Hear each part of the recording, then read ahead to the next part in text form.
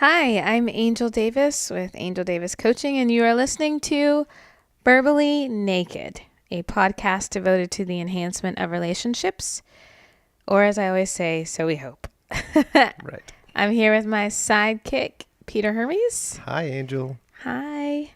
How you feeling today? Well, As you rub your belly. I know right now I am doing a little bit better than I was 10 minutes ago. Oh yeah, you have an aversion to garlic. I'm having an aversion to garlic. Yeah, And you had spaghetti for lunch, so. Well, that wasn't it. It was the little bit of garlic bread I had. Right. It was a little intense, and so it leaves a bad taste in my mouth, which then leads to nausea. My good old friend nausea.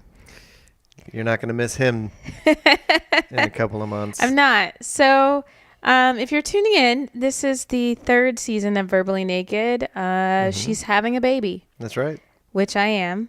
And I'm along for the ride. And you're along for the ride. Yeah, this episode is about the first trimester. Finding out that we're pregnant. Mm-hmm. And the first 3 months of that pregnancy. And all the wonderful things that having a newborn in your belly brings. Yeah, because, again, we have a unique circumstance, as many of you know. I'm a widow. Peter and I got married last year. So we already have interesting dynamics of how this relationship goes, but we also had a miscarriage a couple of years ago. Mm-hmm. And so now here we are pregnant. So, there's reasons why we're sharing about this particular experience. So let's talk about how we found out. Oh, sure. About the pregnancy. Well, last episode we talked about how hard we tried. Yes, we did. We were trying and a year of almost trying a year. since the miscarriage, and we had given ourselves a deadline. Yes. It didn't happen by the time January, I turned 40. January of 2018, we were done. Yes. Or if we had another miscarriage in between there. Yes. So we're in October of 2017. Yes. And we'd been trying. And so basically we were about a month and a half short of a year at that point mm-hmm. of trying. And so I obviously something didn't show up. So my period didn't show up, and but in the course of us trying, my schedule became a little odd, which is very what do I want to say? That's not a very normal thing for me. I've always been very regulated on my own. And so it was hard to say when my period didn't show up. I didn't get my hopes up because we had months where I had missed several days and then eventually it would start. Mm-hmm. Right? It was all over the place. Yeah. Some months it was perfect. And then randomly there would be a month that it would just be off. So that's what the situation was with this. It was off. And I said, you know what? I'm going to wait a solid week. And if nothing happens within that week, then I'll go ahead and take a test. Right. Meantime, Mr. All Over Me kept asking. Right. You're how many days late are you now? What is happening? Yeah, you're pregnant, right? Yeah. What's going on? Well, you just kept asking, have you started? And I had like symptoms of it being there. You also went through about a week of eating a certain food. Oh, I constantly. I forgot about that. Every meal she wanted a turkey sub from a certain sandwich. restaurant. Are we not allowed to say? Oh, it doesn't really matter. From Can't Jersey we plug Mike's. them? It doesn't. Yeah, we're sponsored. So I had to make several runs, and every single meal, she was like, I need a turkey sub. I need a turkey sub with a bunch of oil on it. And it was just like and I'm like, there's something going on. Every meal. It was weird. It was an insatiable craving. You're right. And I was like, something's going on. We had, we were running an errand, and it was like, oh, there was a Jersey Mike's right there. And we stopped. Must have it. And we had Jersey Mike's that day. And I remember going, oh my gosh, this is so good. Yeah. We hadn't had it in a long time. We like Jersey Mike's anyway, but not for every meal. No, but I was like, this is really good. And then the next day I was like, I am craving another sandwich. I must have it. And so I got one. And then the next day I was like, I really want another turkey sub. And Peter was like, what? Come and I was like, on. I know. And eventually I was like, it's probably not economical for me to keep going there we can't eat fast food every day. like twice a day. So then I was like, okay, well, I can make them. I'll make but I had to have like a sub roll, and it was very specific what needed to be on there. I had to learn how to make that. And it's never the same. It's never the same. Well, it was like good enough, but I knew that I couldn't have just like sandwich bread. It was like, that is a no. This is not a square sandwich. So not at all. It was. This is a bun. But you're right. But the whole time that was going on, I really thought I was maybe deficient in something, because I listen to my body, and there are times where, I'll want specific things, and I just figure, I have low iron, or I need more of whatever. Mm-hmm. So you're right. That was going on during that week as well. But you just needed extra protein, because I don't know what it was, but the day came where I was going to take this test. Right. And I got up that morning. Was that Thursday? Yeah, it was Thursday morning. Thursday, because I had a night out with the boys that night. You did. He had a friend date with his buddies, but that morning I got up and I took the test, and I don't remember what we were running around doing that morning, but I went in the bathroom and I took the test, and I remember, kind of just thinking a million reasons as to, just trying not to get my hopes up. So I was just like, whatever, it's going to be negative, and I'll probably start tonight, and it'll be fine, and we'll move on. And I'm just psyching myself up, because as I've blogged about this the end of last year, that, it started to take its toll on me. I would cry every single negative test, or every single time I, had a period. So anyway, the positive test unbeknownst shows up, to me. Right? But I had like a really cheapy test. Like a really, like one of those double lines means whatever, blah, blah, blah. But I had one Clear Blue Easy, like that spells it out. Another sponsor. Oh my gosh, it does. Podcast. So I had one of those, because it was a double pack, and I had one of those left that I was saving and holding on to. So I was like, well, you know what? Okay, that's the cheapy little line test, and I don't know if I trust it. I'm going to take another one right now. So,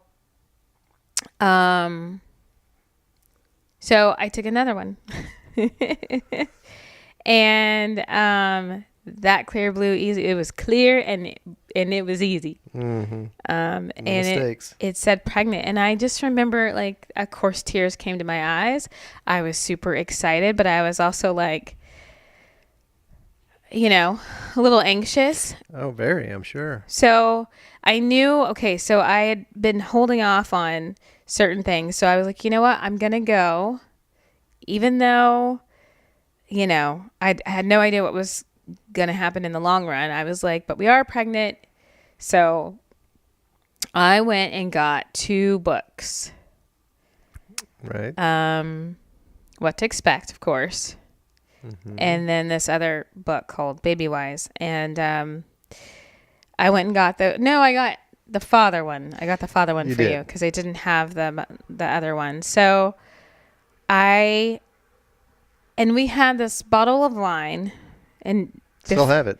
Yes, we do. So don't panic. I didn't drink it, but we said if we get pregnant, we'll like do the tiniest little celebration with this nice bottle of wine. Yeah, it's our best bottle.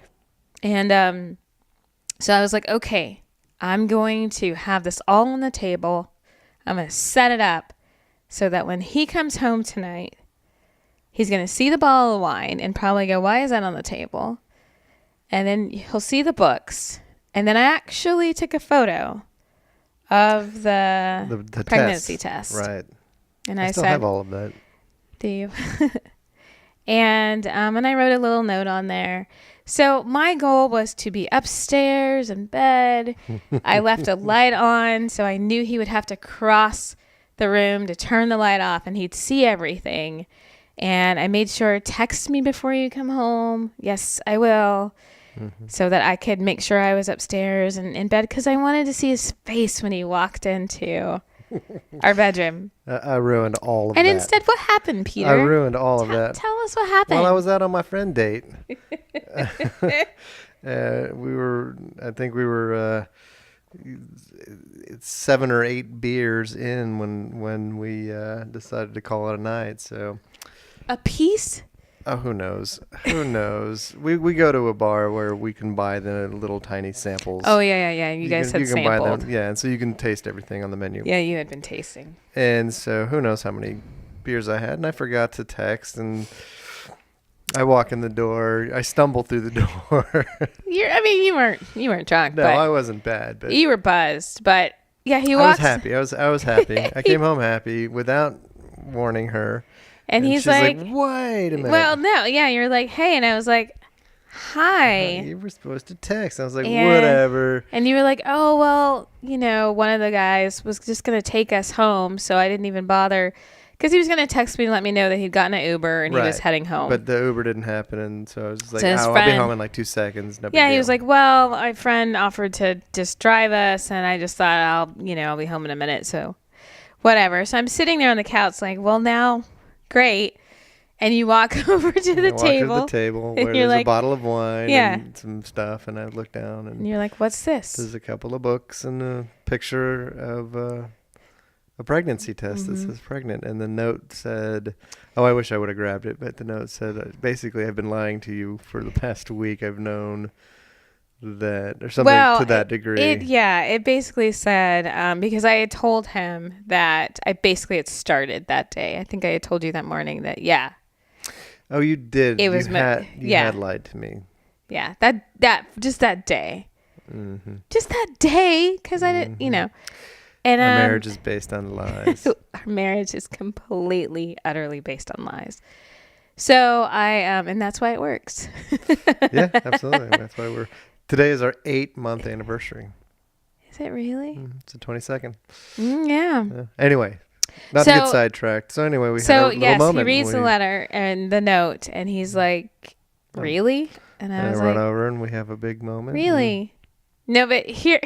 Am I remembering him correctly? Yeah, you're remembering correctly. Whatever. Because here's the thing. He looked at me, he said, really? And I was like, yeah, really. And you smiled, and then you were like, but let's not get our hopes up. Immediately. Right. We've been through this. We've been down this road before. And you were like, we're just going to. And you were like, it's exciting, but we're just going to take it day by day. Mm-hmm. And, we'll just see how it goes. And then you would smile. And then it was like, it's good. Yeah. But we need to be cautious. And it was just like this up and down, reaction. Right. And then you came over, and I think you felt my belly. And, Which was nothing. It was. Well, of course, no, but just knowing that something was, there. And, and then, we literally went to bed after that. Right. And it's been day by day ever since. But that's how we both found out. Mm-hmm. Now let's talk about the next 3 months. Yeah, which were a whirlwind. The first I remember that first sonogram, of seeing that little, because number one, this is Peter's first pregnancy. So for me, I am being refreshed in a lot of the things, but it was something about seeing that, it's always special to see that little circle and then within that circle is the other little circle that's beating. Right. And that was kind of the tone for this is happening.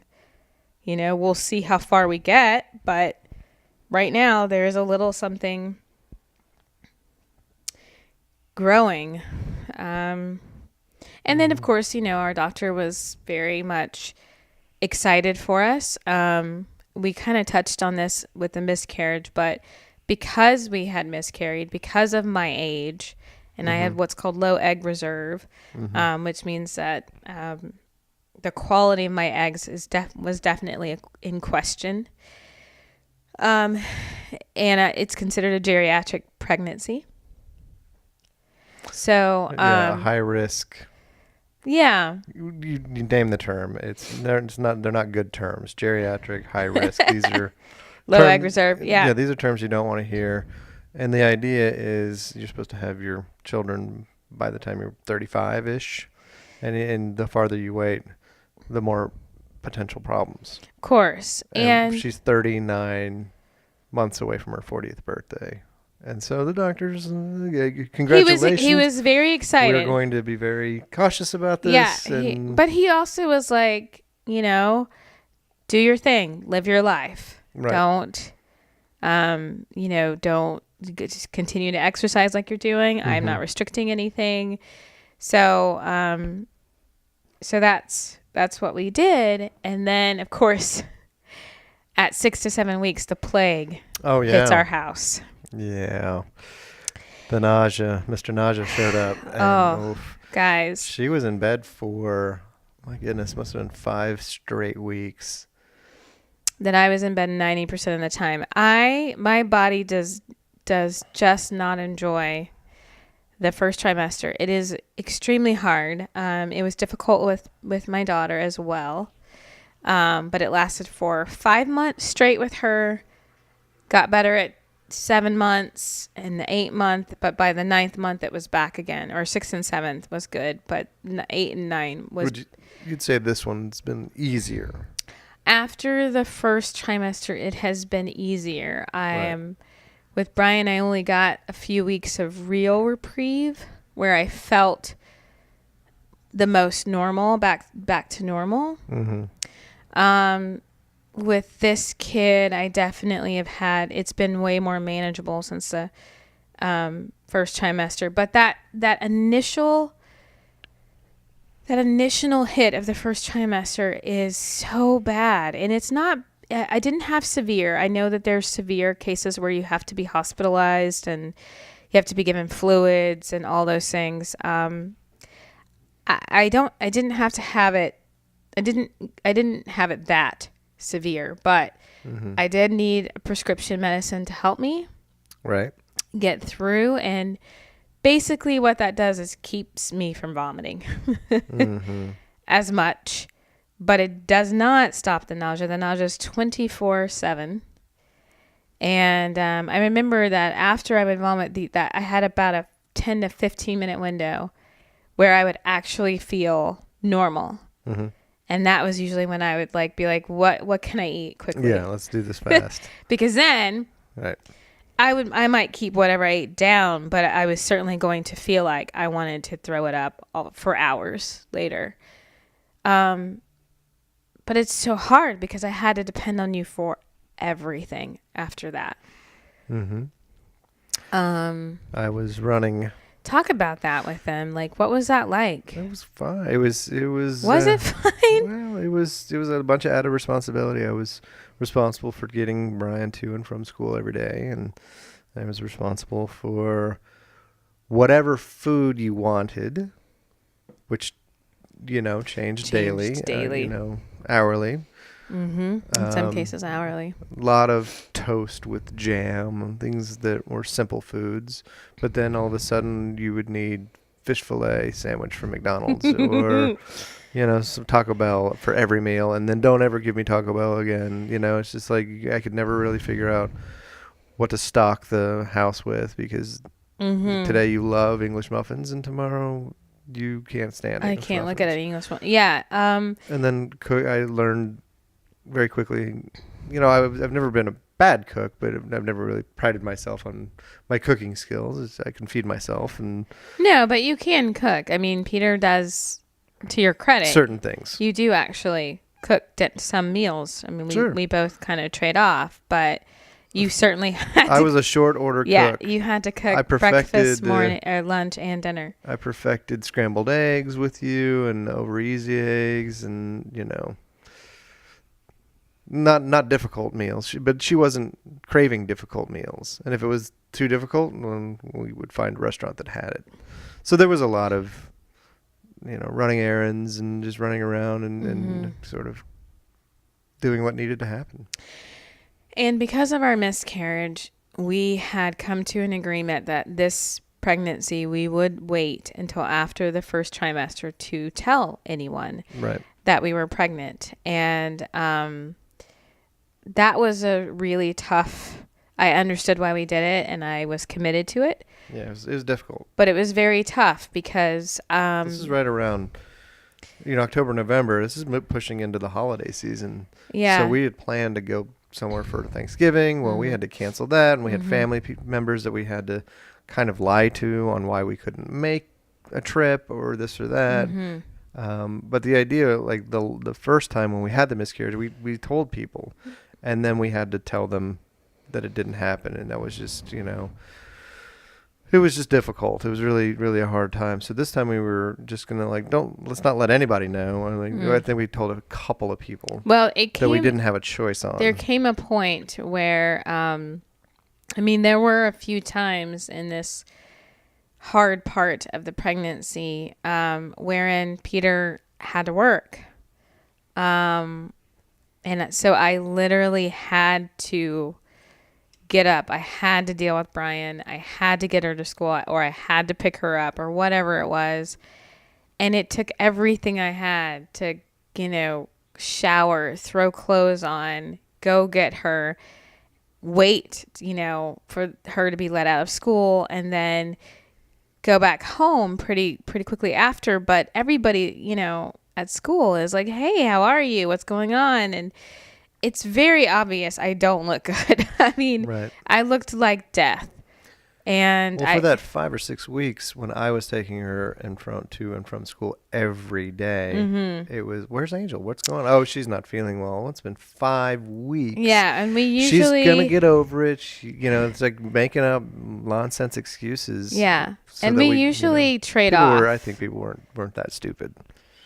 Yeah, well, quite a few people had no idea. Yes, you're right. There was a couple of people that suspected, but... Well, your mother knew. Let's not get into that. Weren't quite sure. So, anyway, the whole point was it just became so difficult that we had to tell our closest friends here because I needed help. Right. The days that you were working, I needed support and I needed them to pick her up and, bring her home or whatever, because I just couldn't do it. I was just bedridden. And they're out of those weeks that I was really, really bad. There was about 3 weeks where he was worried about me getting bed sores. Like that's how tied to the bed I was. I literally couldn't get out of bed. It was so bad. And, it's tough because, you just don't know how your body's going to react to these types of things. I suspected that it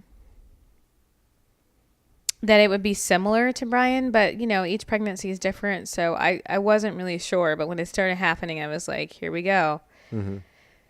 I was just grateful that I had a partner. I commend every single woman in the world who has that kind of reaction and has a child that they are dealing with on top of it and managed to get through it all. Because, I had you. And I don't know that and the first time I had Brad. And I just don't know. I did work with Brian. So I remember thinking, how did I work with Brian? But, you do what you got to do, I guess. That's right. So once we get sort of past, and actually we were still in the throes of it, but at some point I start bleeding around 10 weeks. And that had happened during the miscarriage. Yeah. There came a point where there was fresh red blood. Mm-hmm. It was early on. It was probably around 5 weeks because I hadn't had morning sickness yet with that pregnancy. This time it was 10 weeks. 10 weeks. Yeah. And you told me that you had bled. Yeah, I woke up in the middle of the night. And I was like, well, was it old? Was it, spotting? What was it? She was, no, it was, and there was on the sheets. Mm-hmm. Yeah, it wasn't a ton. It was in the middle of the night. Wasn't a ton. So I was like, let's go in. But it was immediately. There. So I call my doctor, and this is like, as soon as they open, I call my doctor, and unfortunately, just with his schedule and the way things were, they could not get me in until like 4:15 that afternoon. No. So I have to go the whole day. And I had to go to work. Of not knowing, and you were working that day. It was one of the worst days I've ever had at work because we knew nothing. It was constantly texting. Are you still bleeding? What's going on? Nothing. And it was off and on. It was intermittent, and I couldn't get. It's not like in my business I can't just take off that day. It doesn't work that way. No. I had to be there, or I wasn't going to work for them anymore. And I had to. A friend of mine watched Brian after school because I just couldn't bear if something went wrong for her to be there. And it was going to be too much. So I went by myself, and I was still so sick. Right. Is the thing that I was feeling terrible the whole time I was sitting in that lobby, on top of the emotional part of not knowing whether this baby was, leaving. And so I go in, of course, and my doctor's assistant is so great. She's got Kleenex there, and she's like, let's just face it. You're going to need this, whether it goes either way. Yeah. Good or bad. We're going to need these, and let's just have them. And because we had gone through it before, well, at least me, I was expecting the worst. I was expecting the phone call. Of course, I was too. That, this one didn't happen, and that was our best good try, and it just wasn't meant to be. Right. And I was expecting that, and it was just it was a rough day. But I had sort of accepted and resigned myself to the phone call that was to come. Mm-hmm. But that didn't make things any easier. So anyway, go ahead. Oh, I mean, nothing. My doctor hooked me up to a sonogram, and there was a little wiggly thing. A 10-week-old fetus with a heartbeat. With a heartbeat, and he was, he was wiggling, or it was wiggling. We didn't know what it was at the time. It was wiggling around, and he was like, "That's what I want to see." And he was like, "Everything's good." And he looked, and he said, "Everything's fine, physically, but yeah." So. So did he have any explanation on why you bled? It's just one of those things. No, he just said it can happen, which I've read in all the literature you read. Right. But again, it's just, here we are trying to have a positive outlook, but at the same time having this little cloud of doom and doubt hang over us. Which we still have. Well, not to that degree, but we're 6.5 months in basically, and we're still 7 months. 7 months. We're still taking it day by day. Mm-hmm. So we get through that, the 10 weeks. Right. And the emotion of that day, and it was, it was like, okay. But at that point, my doctor was like, listen, we need to get you to 12 weeks. Mm-hmm. I will feel much better about this pregnancy. Right. So I need you to stop doing anything. And 12 weeks that's the end of the breathe. That's the end of the first trimester. Yeah, we need to get you to the second trimester. You can eat and you can go to the restroom, but other than that, yeah. And we were totally fine with that. Yes, I wasn't on solid bed rest, but he was mostly like, I don't want you doing. I think he allowed me, like, if you need to do a little walking, you can, but no. I had to stop doing all my exercising, and he was like, just don't do anything. So by the time the fog sort of lifted, We were just about ready to head out of town for Christmas vacation. Mm-hmm. And at this point, we made it to the 12-week mark. I had a sonogram. Everything looked normal and great. And we actually found out the sex of the baby the day before we went out of town. That's right. And then we were able to share it with our family as soon as we got home. That was our Christmas gift. Literally, we got off the plane. We shared dinner with our family, and we shared the big news that, hey, we're, I think around that time we were about 13 or 14 weeks. Mm-hmm. We had made it past the 12-week mark. And then we got to tell him. Yeah. And that was, such a big relief finally that we could sort of let everybody in on, even though, yes, we were still a little apprehensive. Mm-hmm. Because I remember, Sure. we were going to get to the point where he was going to start moving and all of those things while we were on vacation. And it was like, are you feeling anything? All that good stuff. But we had made it. And then and here we are. Yeah. And I still get nauseous every single day. Yeah. But you are able to function. But I am managing. I'm getting quite uncomfortable, but she's bigger than she was. Yeah, which in is the first pregnancy, which is is normal. common for your second pregnancy. But she's getting to the maximum, and we still have a couple more months to go. So he's running out of room in there. Well, not quite yet. He's pushing on her lungs, and he just has not a lot of places to go. It's not that necessarily that like he's running out of room, because he hasn't gotten big enough for that yet. It's just he only has so much to work with because I have such a tiny I'm short. Right. I don't have a lot. I don't have a lot of room. So that was our first trimester. That was getting through the first trimester. And like Peter said, I mean, there is a little bit of us living day by day, which I think is actually fine because it keeps us present. Absolutely. I mean, sometimes you're like, oh, he hasn't moved, because he moves a lot. Yeah, now. He's moving but like a lot now. If he goes an hour or something without moving, I'm like, let's see if we can get him to move. And you had a pain today, and it was just like, what was that? I know. Did he move? Has he moved? Make him move. Okay, he moved. All right. So I know.